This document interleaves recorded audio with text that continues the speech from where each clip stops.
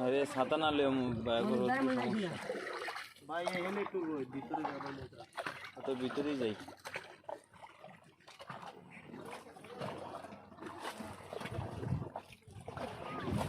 ওই যে এক ভাই কইলো একটু মজা আছে না, আর সব হাল্লা প্রতিদিন ওরা হলো মজা করছে, বুঝতে যাওয়ার সময় চিন্তা করছে যে একটা আফসোস লাগে।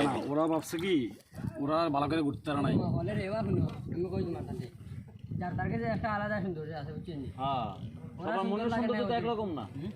সব আমার কাছে ভালো লাগতেছে, চলবো। আমরা ভালো লাগছে তার ভালো লাগছে ওই টাওয়ারটা উঠতে দেয় না, এটা বন্ধ করছে কেন?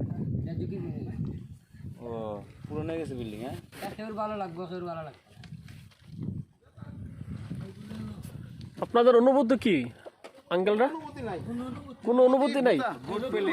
অনুমতি ভূতা হয়ে গেছে কি রৌদ্রতে এইটুকি আপনারা মানুষ বুড়ো হয়ে গেছেন আর দেখাই অনুভূতি আর কি থাকে কথা কইছি এখন দেখার বয়স না এখন বড় বয়স যাওয়ার বয়স।